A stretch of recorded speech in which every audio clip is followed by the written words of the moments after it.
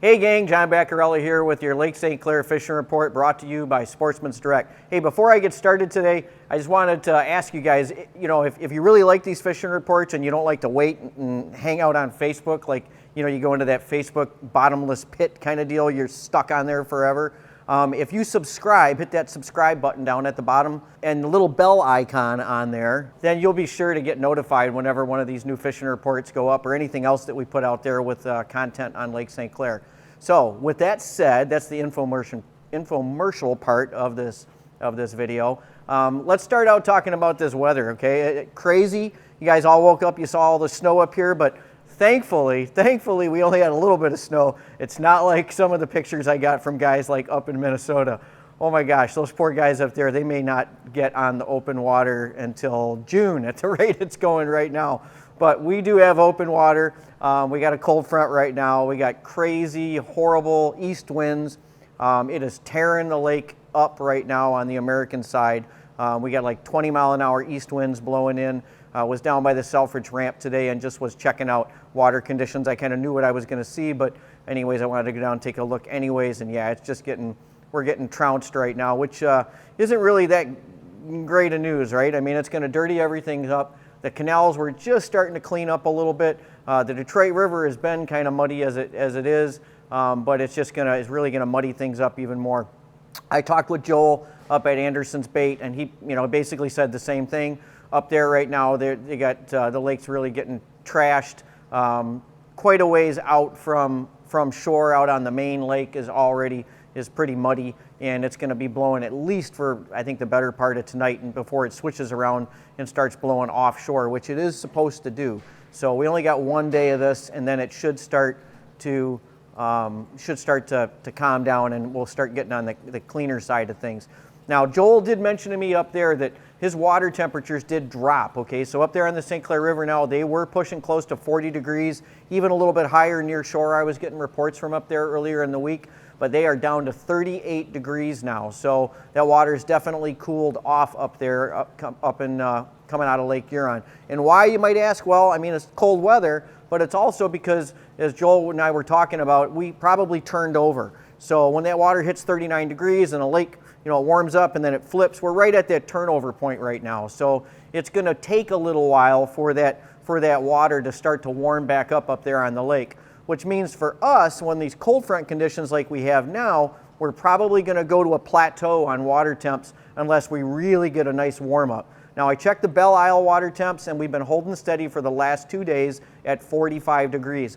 But I do expect that to drop back a little bit over the next 24 to 48 hours just because of the ambient temps we got out there. And again, we got cold water coming down out of Lake Huron. Now, 45 degrees is a great temp for walleye fishing on the Detroit River. Those fish should be actively spawning in those temperatures right now, and I don't see them stopping. I don't see that water temp falling far enough back that these fish are going to probably push out or anything like that. I mean, they're going to actively spawn. Now, dirty water. So what's the trick fishing this dirty water for these fish right now that are actively spawning? Guys, you're going to have to go shallow for some of these fish. Don't be afraid to get right up in there on some of those seawalls or fish some of these flats that are 6, 8, 10, 12 feet deep, okay? In that dirty water, those fish are still going to be active, and they're actually going to be a lot calmer than if we had gin clear water. If we had gin clear water, you wouldn't even be able to fish those fish up there with all the boat traffic you got there on the Detroit River. Those fish would push right out from all that heavy traffic. But with that dirty water, it's actually going to be a little bit it's going to be your friend. You guys hear me say that all the time, but it's going to work to your advantage to fish up in those shallows when that water is dirty like it is now. You're not going to have probably as many fish up there, but you're probably going to have some larger hens up in that dirty water, and you're going to get bit. Now, some other tricks, okay, with those fish up shallow, especially dirty water, okay? I know a lot of you guys will want to fish something really bright and obnoxious when that water's dirty, but that's really not the angle to go at most of the time. That dirty water, especially that shallow dirty water, you're going to want to fish a real dark bait. Now, you can get away with fishing like this is an antifreeze and black jig head. I'll show you another one. Everybody knows antifreeze, right? The jig head's fine. I mean, you can mix and match we call that one smoke purple. It's another real dark one. And then you get your fire tigers, and then there's We call it New Orleans, which is basically a black jig head. Those are all good colors for the jig heads, but what you kind of want to focus on in that real dirty water is the plastics, okay? Your bigger profile plastics, or even your Wyandotte worms, dark colors, guys. Fish some dark colors in that dirty water, and I think you're going to get hooked up a lot more. You know, I just got your traditional Wyandotte worm type bait, your Maniac with a fire tail, Bondi bait and a dark worm, okay, with some heavy glitter in it. So those darker baits, for the most part, are going to work better in that dirty water condition than your more natural patterns. Not saying you're not going to catch fish on those natural patterns, but I'm saying by and large, those dark colors are probably going to produce better. Now, with the water being cold and being dirty, definitely a stinger, and definitely put some meat on there. If you just absolutely won't fish meat, you know, a big shiner, then put some scent on there. The scent's gonna help you in those colder water conditions, especially for you guys fishing up there on the St. Clair River, that 38-degree water. The Detroit River, 45. Yeah, you can, you know, if the fish are on the peak of the activity level, you probably don't need to use any shiners, but you're definitely gonna want to take them with you. I mean, what is it to have a few shiners on the boat as an insurance policy, right? I mean, you don't want to have a skunk day out there just because you don't want to take shiners with you. Some other things to consider, okay? Thinking out of the box in that dirty water. Baits that make noise or put out vibration. Now, a lot of you guys don't do this. You get into that jig head and jig head only game. Blade baits. Blade baits will produce fish, okay? And especially if you're only going to be fishing 12, 14 feet of water or even shallower, these blade baits it's no problem to get those down into the strike zone. They're going to throw out a lot of vibration and they're going to help trigger strikes. Baits like these moonshines, again, this is not an infomercial to sell these. I'm just trying to explain to you guys some of the other options you've got. Up in the St. Clair River, baits like these have really caught on in the last couple of years. And obviously you're not going to want to fish these baits down in areas where you're going to be dropping down, getting snagged and losing them, right? You're going to want to pick your locations, because expensive baits, you don't want to be losing them down there, just throwing them away, right? Other types of baits you could try, buckshot rattle spoons, rip and wrap. Some of the bigger rip and wraps would work, you know, the heavier sizes to get down there in that current. But just thinking out of the box again, you got dirty water, you got cold temperatures, some of those tricks might help you catch fish. Going to shift gears a little bit. So we're talking about the river, we're talking about St. Clair River, Detroit River, walleyes in the lake, okay? We've been getting reports from guys that are out there chasing perch that are catching walleyes, and not just a few, they've been catching good numbers of walleyes. Now, in years past, I know most of the time, and me too, the lake is pretty much devoid of a lot of the walleyes this time of the year, okay? But what's happening is the walleye population in this whole system is exploded in the last few years, okay? Now, when you've got that many fish in the system, it only makes sense that the fish are going to spread out. So I think what we got going on right now, and it's probably more prevalent than in the last few years, is you're going to have fish seeking options for spawning.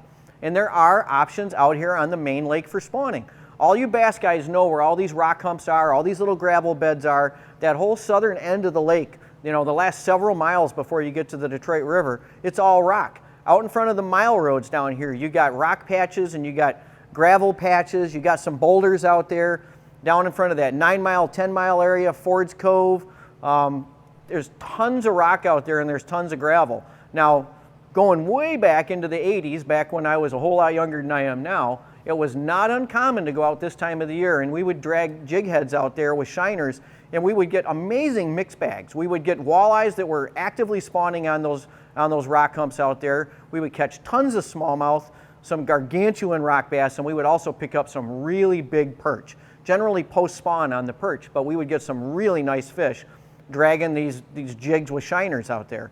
So if you're really up for a challenge and you don't want to go fight all the craziness down there on the river, and especially with the dirty water, and again, dirty water out here right now on the main lake on these humps is going to be your friend for the same reason. When that water is gin clear, you're not going to drift over these rock humps in 6 or 7 feet of water and pull fish off them.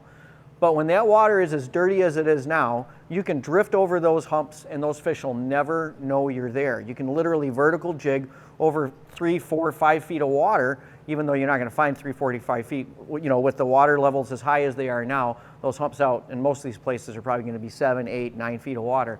But with the water as dirty as it is now, you can go over those fish without spooking them. You can make multiple passes, pull multiple fish off of the same spots, or anchor up and cast to them was another thing that I used to love to do this time of the year. And crankbaits as well. Okay, just slow your presentation down. Blade baits, we talked about those. Main Lake blade baits right now, I mean, that's no stranger for you smallie guys, right? So, and actually, the guys that are out here this time of the year right now fishing smallies, blade baits are one of the go-tos. And I know Joe Bauer, one of my buddies, was out there, and he's been catching a lot of fish. So the smallie bite is on. So let's talk about smallies a little bit for you guys, okay? It's very early. Water temperatures are cold, but up here on the main lake, we've had temperatures as high as 48 to 50 degrees in the shallows on some of those warmer days that we had last week. More than warm enough to bring those fish in and make them really active, okay?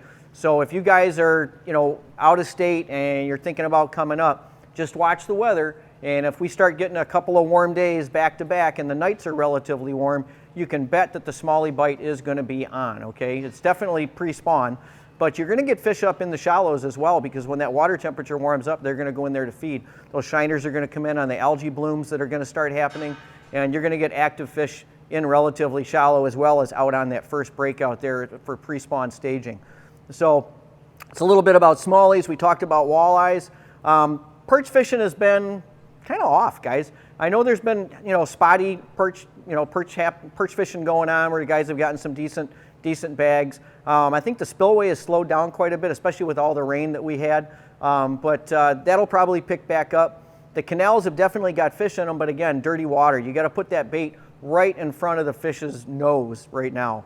But so, what do you got? Clean water, dirty water, you got to fish. So if you're going to fish, just bear in mind that you're going to have to get it right in front of their face. Now, some of the guys fishing crappies and other panfish have been doing really well. Got a photo from one of my friends, Cody, and got himself a monster crappie. I'm not sure, I kind of doubt he got that one here. I know he kayak fishes a lot, so I'm going to think that he fished some of the inland waters. Now, some of those inland lakes are going to warm up pretty quick with these warm snaps we get. And so you guys chasing panfish, you're going to have fish moving in pretty shallow on these newly emergent weeds that are going to be popping up. So, it's not always about Lake St. Clair. Don't be afraid on these blow days to go in and fish some of these inland waters and, and cash in on some of these early season panfish bites like I think Cody did on that one. I did see some guys shooting carp in that canal along M59. On that 65, 70 degree day we had, a couple of days actually, I saw guys shooting carp in those ditches. So I guess I'll throw that in here. If we get another warm snap, next week is supposed to warm up a little bit. We're supposed to have a lot of rain, it looks like, next week. But these warm snaps are going to start bringing those carp in too, into these really shallow, warm, inland ditches. So you guys, I guess if you want to go out and pluck away with the strings and arrows at these carp, knock yourself out. So talk about boat launches. Guys, that Crocker boat launch is still a mess. I have no idea when they're going to dredge it out or what they're going to do with it this year, but stay away from that Crocker boat launch. All the other launches around here are in. Joel did inform me that there are more launches in up there on the St. Clair River. That Riverside ramp is in now, so I guess that's one of the larger ramps up there, so that'll help spread the guys out. I know it was just kind of a crazy mess up there with a lot of the guys that were fishing the Detroit River going up there trying to get away from the crowds, and they were walking right back into more crowds. So hopefully with that Riverside ramp open, that'll spread everything out. Also up there on that St. Clair River, they are still getting kings, cohos, and steelhead. So the guys that are jigging for walleyes are getting a nice surprise. And the smelt run has started, guys. And now we were talking about dirty water. Dirty water for you guys dipping smelt, that's what you want, okay? That dirty water is going to help those fish be more confident to stay in on that current break on those seawalls. So that dirty water, this is maybe Saturday, could be a really night for you guys that want to get out and do some smelt dipping. If you get out there and do some smelt dipping, dirty water, warming temps on Friday going into Saturday, that could be just the ticket for a great night of smelt dipping. And if you guys have any extra smelt, I'm taking donations on smelt because my kids haven't had fresh smelt ever, I don't think. Back when I was a kid, it was like garbage cans full, right? But not so much anymore. So we'll take all donations of smelt that you guys want to give us. That's about all I've got for you guys this week. Weather-wise, Saturday looks like it's going to be the day. 55-ish degrees after we get through this lousy weather we got today. We'll start on the mend on Friday with a little better weather. Water temperatures probably, like I said, going to dip a little bit, probably bounce back up on Saturday a little bit. That's about all I got. Don't forget to click on that subscribe button so that you'll get updates whenever we put out new videos. And I'll try to keep you guys updated as things change going forward. You have a great one, and we'll see you in the shop.